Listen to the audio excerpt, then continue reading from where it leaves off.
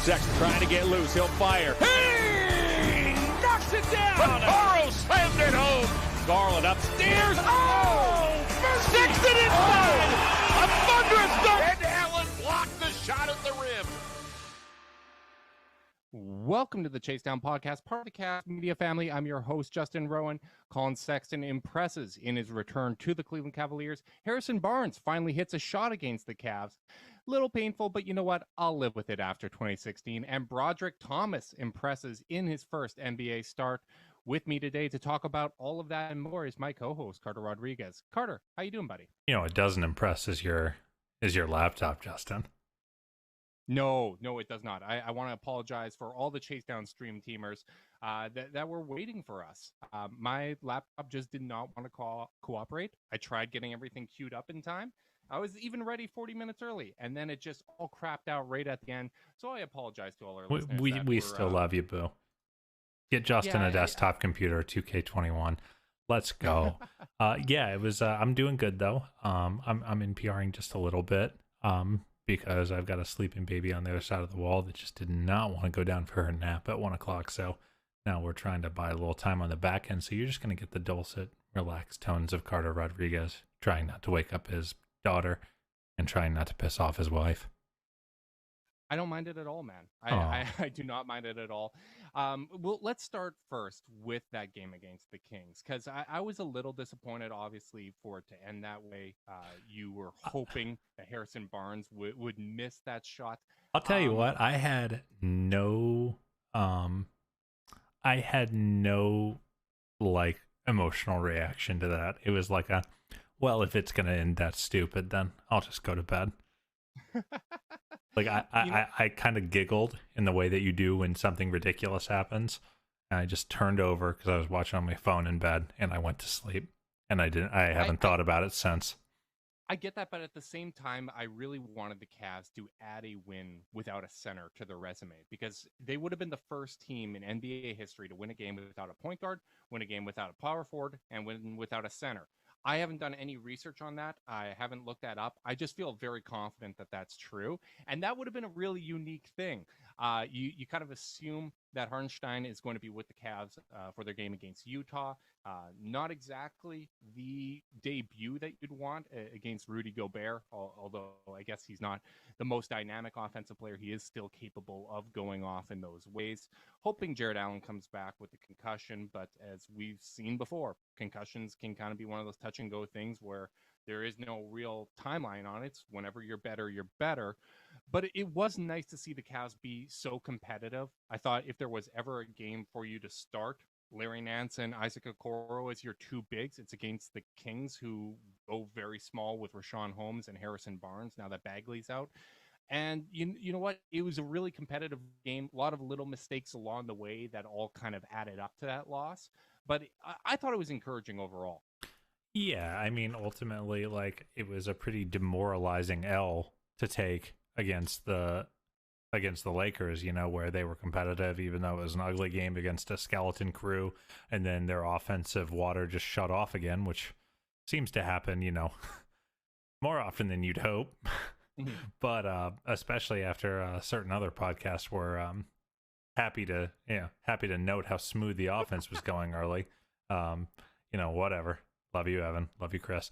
You know, I think that yeah, I mean, you kind of, this felt like another schedule loss, you know, and I feel like this team has kind of consistently surprised us on these back-to-backs where we are kind of expecting a wire-to-wire L because the situation calls for it, and every now and again they'll just come out and really, really compete. I mean, this is a Kings team that record is not hot, but they have certainly been improving over the course of the year, and they're on quite a bit of a heater as of late. I think they've won 6 or 7 in a row or something close to it, maybe a loss sprinkled in somewhere in there. But you know, so I didn't have high hopes for this game, and then they came out and competed even without, you know, one of their core key members in Jared Allen. So I don't know, I didn't have anything too negative to take away from that game other than you should probably guard inbounders on 80-foot passes. I would agree with that. I think that's a reasonable conclusion. And to rub a little salt in the wound, or to add some insult to injury, whatever phrase you want to go with, it is a little disappointing that De'Aaron Fox clearly stepped in bounds as he was throwing that pass. But you know what? Like, that's one of those things. Didn't have a huge impact on the play. Obviously would have had an impact if they called it. But you know what? That happens. It's certainly understandable. It's frustrating. But that's one of those losses where... And for everyone that's listened to this podcast, you know, we're never going to advocate for tanking. That's not the way we go. I think tanking is for losers, especially under this new model. But you live with losses, right? And this is what we've been saying all season, where you are going to get those losses organically. It's just going to happen when you have a team this young. And I think there's a lot of things that being in this game, being competitive and ending with a loss, it caused a lot of reflection on what went wrong. Sexton spoke for the need of being a little more locked in possession. He certainly kind of let De'Aaron Fox get wherever he wanted in that final possession, giving him up that and one. That kind of set this whole chain of events. You had missed free throws from Sexland altogether. Both Darius and Colin, they hit big shots down the stretch in the clutch time, but they also had those free throws missed. Nance blamed himself for the missed free throws. It's just one of those things where, yeah, you can point to the final possession, but there's so many little things they could have done along the way. Another one that comes to mind is Garland kind of limiting some of those turnovers. I thought he tried to force it a little too frequently in this game, but it's a growing experience, and these are the growing pains that this team needs to go through.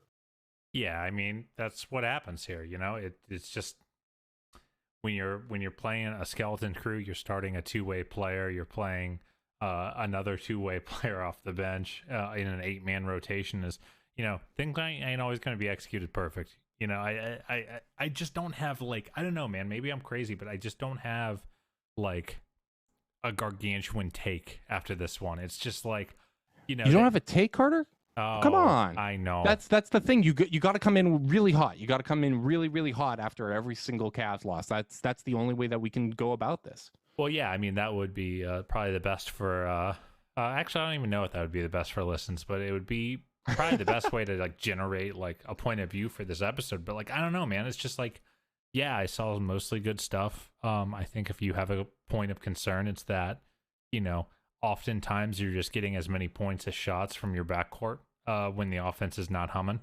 You know, there's not a ton of efficiency to be found there. Okoro had another tough offensive game, you know. Yeah, but, you know, that was a disappointing one. Sorry to cut you off. Yeah, you're good, man. He had played pretty well, I thought, recently, where you saw a little more assertiveness. The field goal percentage was good early for on the road, where he struggled for the majority of this season. But especially in the first half, he just was really not assertive. And I don't know if kind of the change in personnel where all of a sudden they went really small, and Broderick Thomas, who's fighting for his NBA career and trying to stay in the league, was just a little more assertive. The offense was also running through Larry for the first time instead of Garland, so maybe that caused some of it. And I do think there is a degree of that where if there is no Jared on the floor, it's easier to run the offense through Larry. You know what I mean? Like, because you can run that high post with plenty of spacing. And like that is just kind of makes that a little bit easier to do. Right. No, I think there's validity to that for sure. But you just want to see a little more from him. We all knew coming into this season that he's raw, that this was going to be something that's going to take time. So you got to kind of allow for that. But you also want to see more, right? Like you see these flashes where he can actually go out there and do stuff. He had a nice feed in the fourth quarter to Nance when he attacked the closeout and kind of drew that help defender and found Nance cutting to the lane. You just want to see more of that from him. But overall, I thought it was a pretty good game for the Cavs. Yeah, I thought it was too. But can we talk about probably the most noteworthy part of it? And I kind of feel silly that we didn't bring it up earlier. Okay. No Jetty, no Windler. Yeah, what are your thoughts? That's really interesting. So that kind of ties into Broderick Thomas, obviously getting his first NBA start here. I thought he was impressive, and this ties into what we talked about in the last episode, in my opinion, where we were talking about how after the trade deadline, rather, that everything was going to have to be merit-based, where these guys are going to have to go out there and earn every one of their minutes. I thought Jetty really struggled in that game against the Lakers, particularly in the second half. I think it's pretty cool that JB's listening to the pod. Oh yeah, clearly. Yeah, I'm going to take credit for it. I'm going to do that Skip Bayless thing where when I criticize a player and he does well, I'm going to give myself credit for motivating them, and if they don't do well, I'm going to credit myself for being right about them. No, I don't know how much it's going to change moving forward. Like I would expect at some point Jetty's going to get another crack in the rotation. He's going to get another opportunity to earn minutes.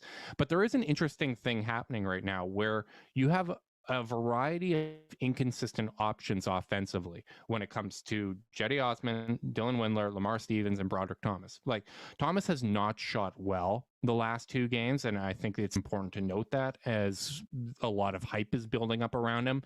But at the same time, when you're choosing from a variety of inconsistent options offensively, at some point, and especially with this team's ethos, you start to lean towards the guys that consistently contribute on the defensive end of the floor, that have a higher floor when it comes to their overall impact. And in my opinion, Broderick Thomas, Lamar Stevens, both of those guys, they bring energy, intensity, and they really compete on defense. Yeah, they're going to make mistakes, but even though they don't have the same kind of offensive upside as Jetty, where he's going to hit or attempt like 8-9 threes in a game and maybe hit a bunch of them, they do bring something to the table, especially when the team's stagnating, which they have been lately, that I think was missed.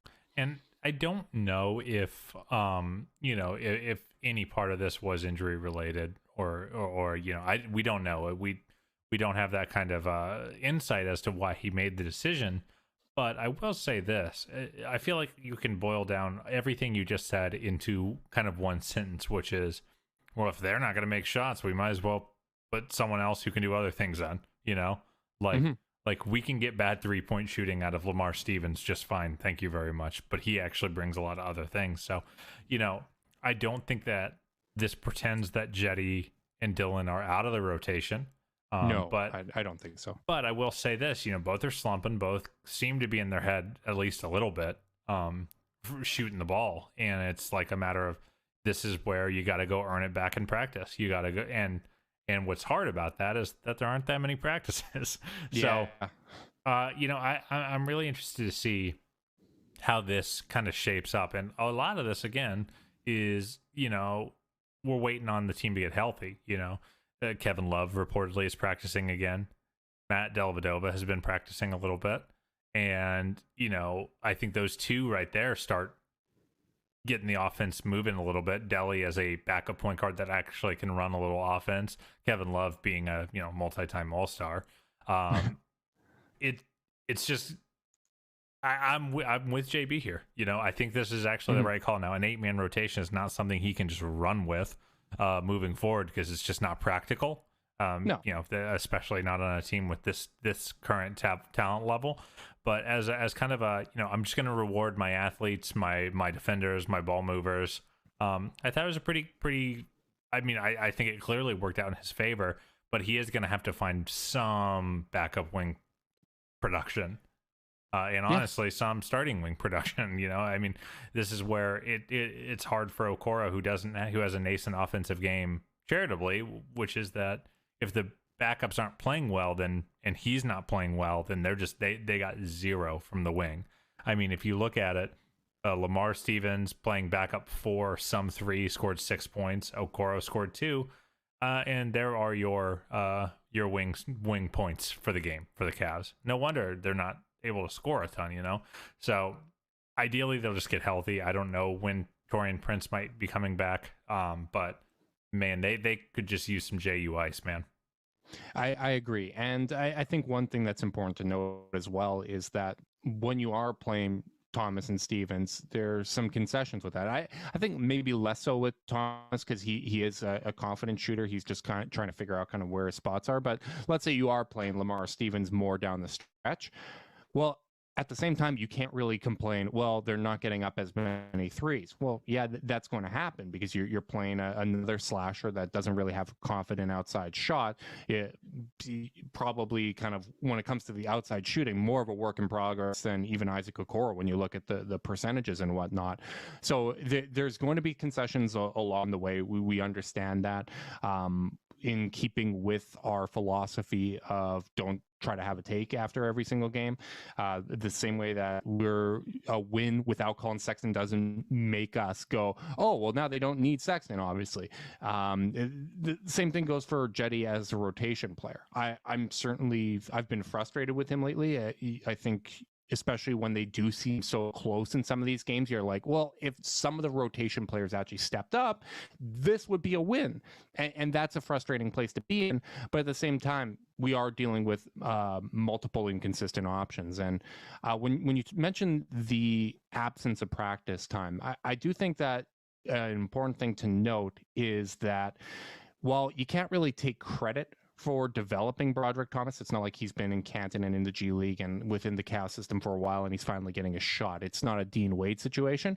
I do think you need to give some credit to the Cavs coaching staff overall of preparing him, of giving him the confidence to go out there and execute. If you had told me that Dean Wade would be playing 30 minutes in a game and I would be completely fine with it, at the beginning of the year, I would have been blown away. This dude just keeps impressing me. It's not like he posted crazy numbers or anything either. He has 13 points and a few boards, nothing crazy, but like he just is so rock solid for this team on both ends of the ball.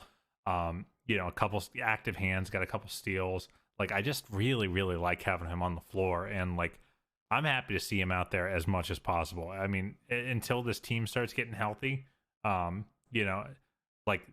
really think there's a case to not be playing new addition Isaiah Hartenstein a ton of minutes once Jared Allen is healthy, because Dean is just going to keep earning backup 4 minutes, which means that you got, once you can only play Larry so many minutes. And I'd almost rather just go play small with Dean Wade. He's earning these minutes so well. And the offense has been kind of a little unstuck in those minutes, I feel. when they're playing with the small ball five. I know Larry doesn't love to do it. I know it only works in certain situations, but like I just keep watching Dean Wade and going, yeah, I don't need any less of this, which is not what I would have thought. Yeah, the only thing that I'd bring up is it was clear that he wasn't as confident defensively on where he needed to be as when he was playing those center minutes. Like you could tell that there was a few times where he didn't fully understand his assignment, that there were some breakdowns, which is natural, and maybe with time that changes. But I agree with you that he has been really impressive. He's been earning these minutes. One thing that I do hope that they take from this game and carry over is using Larry Nance more as a playmaker, particularly kind of at the top of the key. Now, I had a good conversation with about this with Chris Manning of the Locked On Cavs, and I want to credit him, of course, because we like to give out credit here, where we were kind of discussing who should be the relief valve in a lot of these situations. Now, the Kings didn't kind of do the hard double or the trapping Garland way above the 3-point line like some other teams have to take him away. And some of that has to do with Sexton being there. So it's harder to do that and justify doing that when Sexton's on the court and can just burn your defense if you're committing that much to Garland. The other part is I really did like having Larry be that relief valve, because when Larry comes up to the top, he's more of a threat to shoot. He can blow by a lot of guys defensively if they close out to him, and he's more capable of making that read. Now, I think that's a valuable skill set to develop with Jared Allen, so I understand Chris's point when he talks about, hey, this season obviously is still a developmental year. Let's get those reps for Allen. But I'd still like to see Larry kind of be the primary option there, because as much as Allen's not going to provide spacing the same way Larry does, if Allen's the one at the nail or at the top of the key, you still get better passing and better reads out of those situations. And I think Allen could be a great threat there in the dunker spot. Justin, I have to ask, do you think it's a relief valve? Did I say relief valve? Twice. Release. Man, that's weird. Release. You know what? Valve. I'm gonna blame the computer for that. I'm pretty sure. It's relief valve. I think we'll have to review the tape. That's all I'll say. Okay. Okay. I thought this actually, the reason I was asking, I thought it might be a Canadian thing, because I mean, both things would work. Like the word is not wildly different. I thought this was going to be I thought this was going to be a tomato sandwich situation where we found out that you were just different than us. I'm definitely different. I'm going to credit just being generally thrown off this afternoon. That's okay. By attempting to get the computer going. To actually engage with your point and not be an asshole. I would, it's tough because, Larry, you want to be that relief valve. But the spacing can get a little gunked up. You might need him spacing. And I actually get Chris's point, which is Jared Allen actually needs to get reps as a playmaker. And if you're trying to push this team forward, then him being a reliable, secondary playmaker has a lot of upside. Larry's better at it. There's just no way around it. He's a better passer. He's got a better natural feel for the game. He's more experienced. He's got a better handle, et cetera, et cetera, et cetera. But yeah, I don't know, man. I think in general they're getting a lot of reps breaking these traps and breaking these hard hedges that kind of feel like doubles. If they still mess up, I mean, Colin dribbled into the corner into a trap in crunch time, and then called a timeout with 1 second left last night, which is about the worst possible set of decisions he could have made.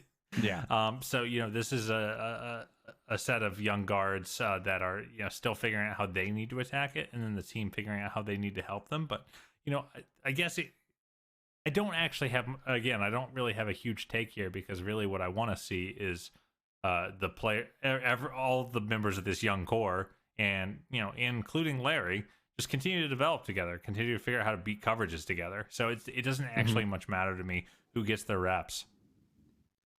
Yeah, to me, it's just that Larry is a more consistent option, and I want to see them win games. But especially if it is Larry, in theory, you have Jared Allen, who's not an outside threat. You have Isaac Okoro in a lot of those lineups, who's not an outside threat. And then it's basically Colin as the one shooter. So there is it makes it a little easier to defend, but you kind of hope that some of the activity of Okoro and Allen off the ball can make up for that. So maybe as the game progresses and you stagger and there's more shooting on the floor, you can pull that off with Larry. You get Allen those reps when it's with the starting lineup. But I mean, in general, the biggest thing is it works better when Sexton's out there on the floor. The offense is better when Sexton is on the floor with Darius Garland because it gives them that other option.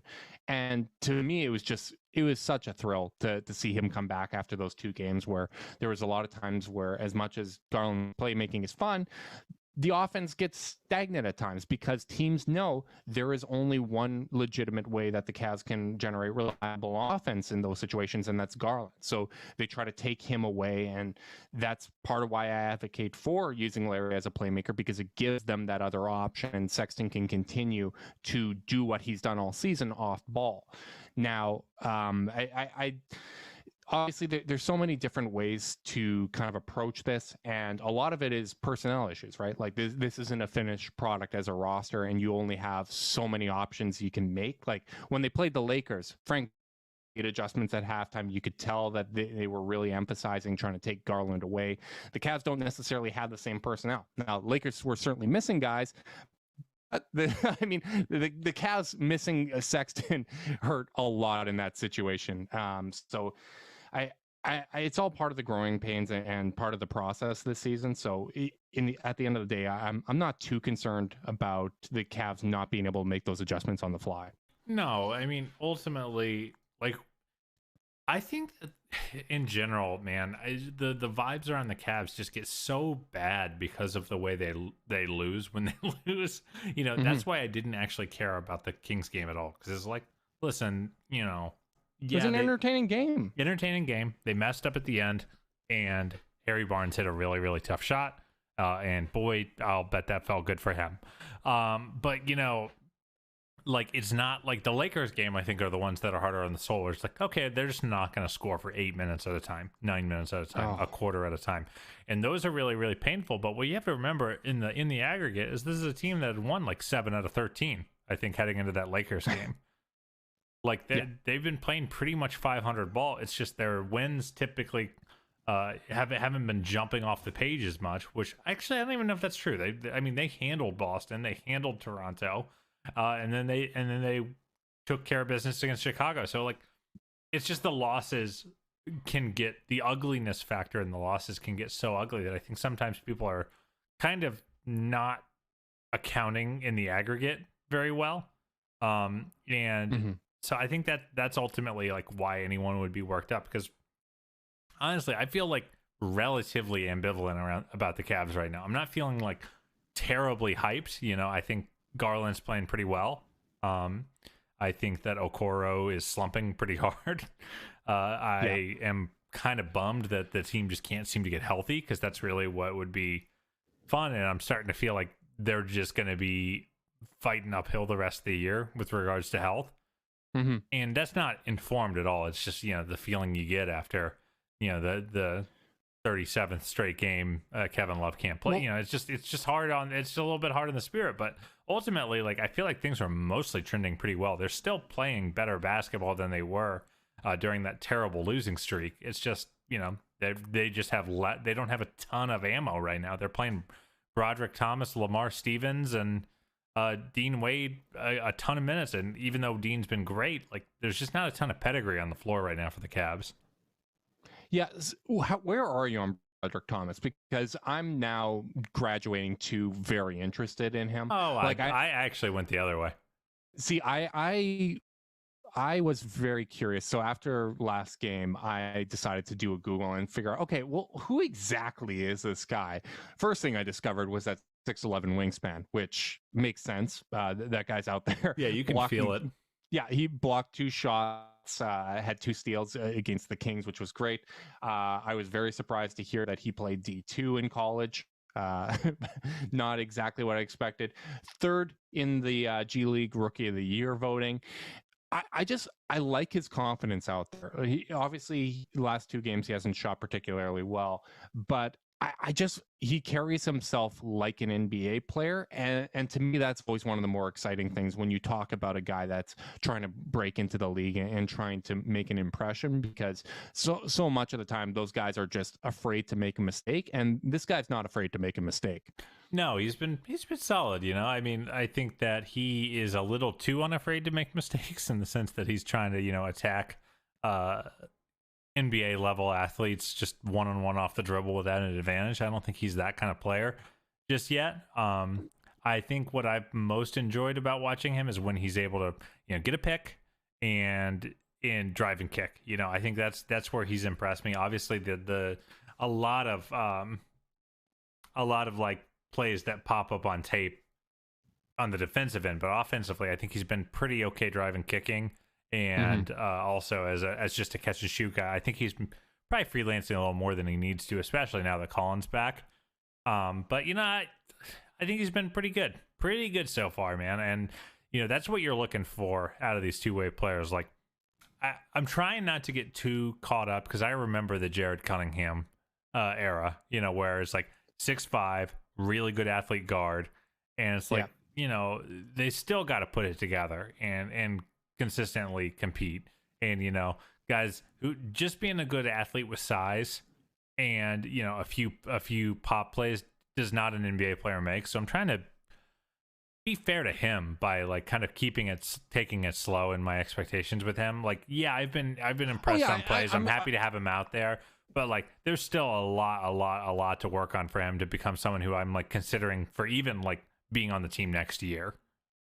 Right. Yeah, I'm not slotting him in as a rotation player moving forward. I think of the group of kind of fringe guys that the Cavs have tried out this season, the only one that I would really slot in is Dean Wade. Like, to me, he's just an NBA player at this point.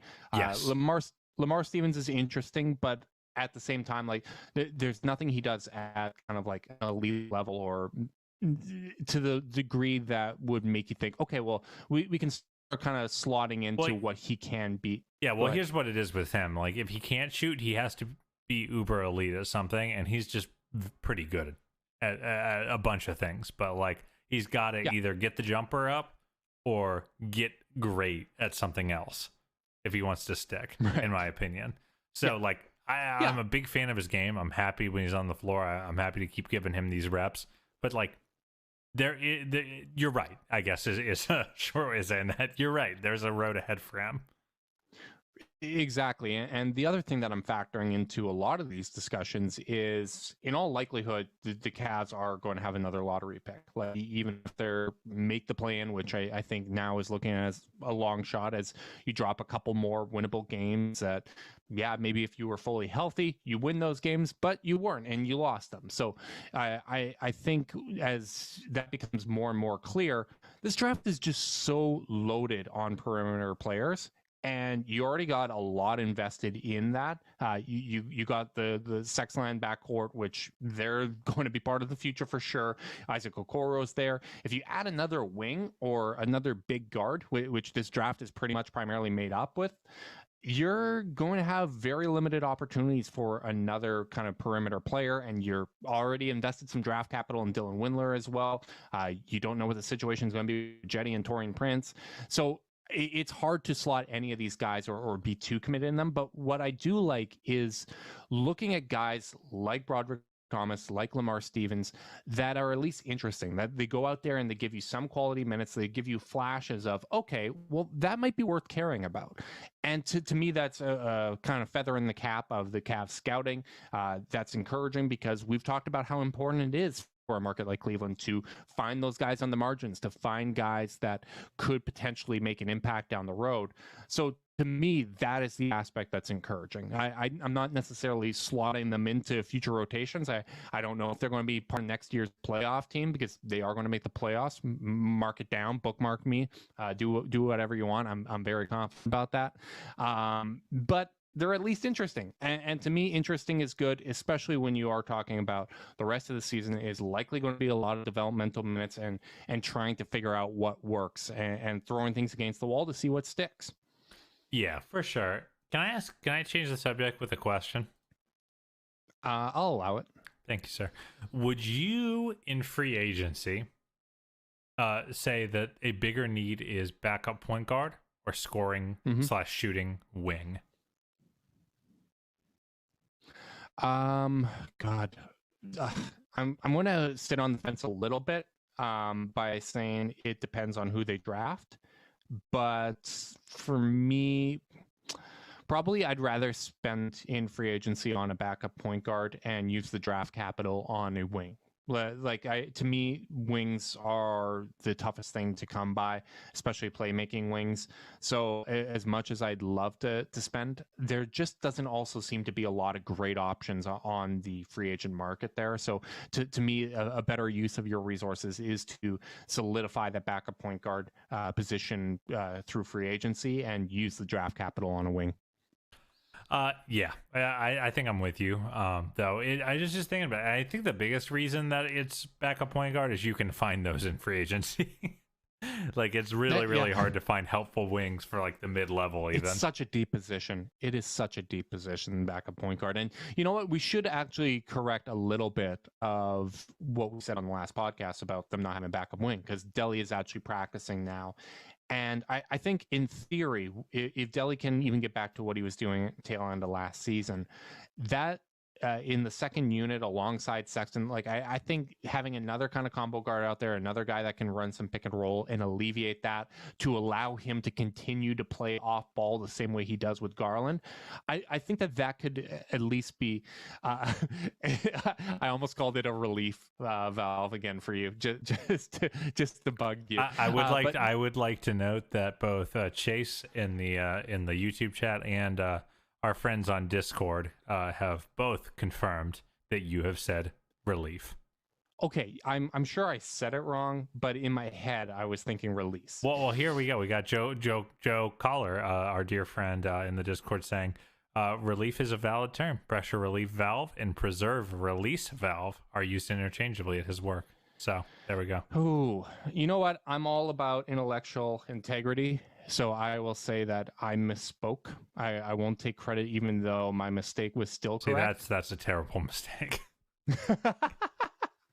I'm excited to see Delly back, though. Honestly, I think that it feels like we as a fan base have gone through like 500 iterations with Delly, where it's like, we love him, he drives us crazy. We love him, he drives us crazy. But like, I just think ultimately, like, he's such a good adult to help stabilize a backup unit. Like, and that happened right when he came back to the team in that trade with Milwaukee that sent them George Hill. Is like, oh, there's our guy.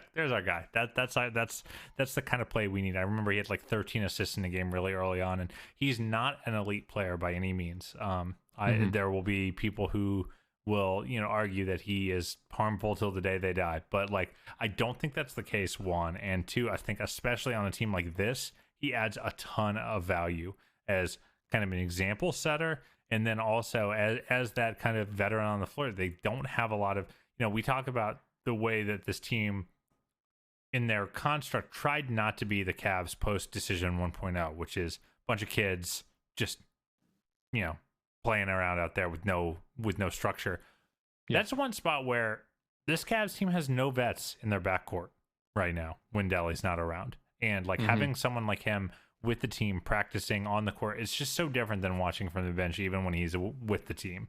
So I'm very, very hopeful that we'll feel maybe an intangible bump when he comes back, and I'm excited to have him back. And beyond that, just let the guy career kick back off, because it's been pretty tough year for him. I mean, has the concussion and is like, it's reported that it could be career threatening. He says no, it's not. I'm going to come back and play, and he's getting close to being ready to play again, and then gets appendicitis and needs to gets an appendectomy. So it's like, man, guy can't catch a break. But I'm really excited to have him back on the court. Yeah, I completely agree, because like Quinn Cook is interesting, but he doesn't bring the same traits to the table. Like Quinn Cook is probably in a vacuum a better player than Delly, but for the needs of this team, I do think that Delhi brings what they need to the table, which is nice. Like I think Dante Exum did a good job of that as well earlier in the season, and I think Delhi can replicate a lot of that. I'm also really interested to see how Hartenstein does, because getting him back or not getting him back, but kind of seeing his Cavs debut, even if it is against the team with the best record in the league, is going to be nice. And the other night, not that there's ever a nice thing about a concussion, but at least with Jared Allen, like there is going to be a break this season, like, or this week, that the Cavs actually get a little bit of time off, a little bit of time to rest and recover. So I'm looking forward to that, because I do think that this team desperately needs it. They really need some time off. I love that break is constituted as 2 days off. It is. Under the situation, like when you're talking about whether or not this team is able to get healthy this season, 2 days off with a travel day in there as well to get home from Utah.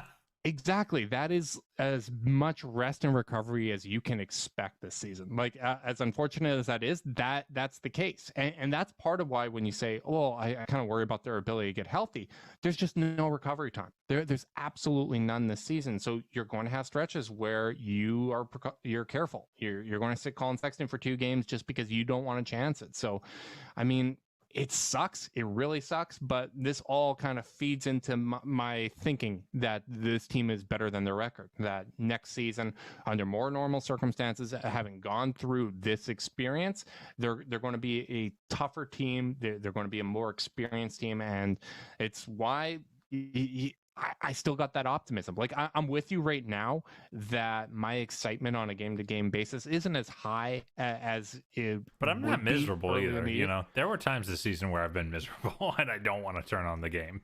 You know, well, a 10-game losing streak will do that to you. Yeah, by that margin, yeah. But like, you know, I'm just like, okay, well, we'll see what happens. Like I'm in very much like I feel like I'm surprised there seems to be so much takery around the Cavs as of late, because I'm not living in a place where I've got a lot of like strong vibes. I'm not surprised by that, because like at the end of the day, team building is not a science. There is no right or wrong way to go about it. And so many people have differing opinions on what's the best course of action, what they have different levels of confidence in the young players. Like there's so many different ways to view the rebuild. And especially if you're coming from either a cynical point of view or I need to see it before I believe it point of view, there's plenty of ways to kind of poke a hole. But I tweeted this earlier today. It's still kind of in that range where for a lot of people, it's like if they win a game, it's, oh, they're stupid, they're hurting the lottery odds. If they lose by a big margin, the young players suck. You can't count on any of them. They're not core pieces. Can I push back? I don't think that many people are that worried about lottery odds. I think it's just Drew in the Discord. I see it a lot on Twitter. I think Drew is your like focal point for Cavs fandom you don't like. I don't think so. I don't think so. I like him. I like Drew. No, I'm going to push back on that just a little bit, because I see a lot of it on Twitter. I just wanted to make the joke because I think he'll get a kick out of it when he hears it. Okay, that's fair. But I actually had a spirited conversation on Twitter about the lottery odds and kind of team building approach yesterday before the game. And I think I actually converted someone, which is always a win, because that doesn't happen very often on Twitter. And often I don't engage. So you're the first one. Degree. Yeah, this might be breaking new ground. But to me, like it's still, just because it isn't an exact science and there are so many variables and luck plays such a big part of this equation, people get general anxiety. There's a lot of angst, and I don't necessarily blame Cleveland fans for being skeptical, for being hurt from the past. Like, I understand that. It's totally reasonable to me to some extent. I just think people need to really make an effort, especially in such a weird year, to keep everything in perspective. That's one of the biggest things for me. Yep. I mean, our dear friend Dave DeFore. So it's a lot of games trying to have a take about everyone. And that's kind of the way I felt going into this pod. That's why I was so kind of milquetoast, to be honest. I didn't have that much to say, because it's just like we're just waiting on more actionable stuff. You know, I just kind of we got to kind of, there's going to be some stuff we just muddle through, and we don't have a lot of actionable things as a staff, as a podcast, etc. Just I just think we got to kind of wait for a larger sample here with this team for the rest of the year. I will say this. I will be ready to go small sample theater if Hartenstein cooks Rudy Gobert. Saddle up. I'm ready. The jokes are going to be flying off the shelves, man. It's going to be Black Friday for hot takes coming out of this podcast. So hopefully that's the case. That'd be a lot of fun.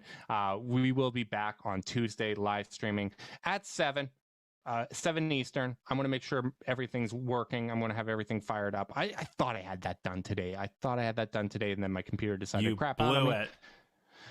But we still love you, Justin. I will do the troubleshooting. I will figure this damn thing out. I apologize to our listeners that were listening in live. But if you guys are listening in live now or listening on the podcast, give us that sweet subscriptions, whether it be on the YouTube channel, Cleveland Cavaliers official YouTube channel, or in the podcast feed. It really makes a huge difference. Don't forget to leave a rating, review, unsubscribe, resubscribe, and help cook those books. If you want to be part of the Chase Downs exclusive Discord chat, you can send a screenshot of that review to chasedownpod@gmail.com. However you choose to support us, we really do appreciate it. Make sure you guys are staying safe out there. Until next time, go Cavs.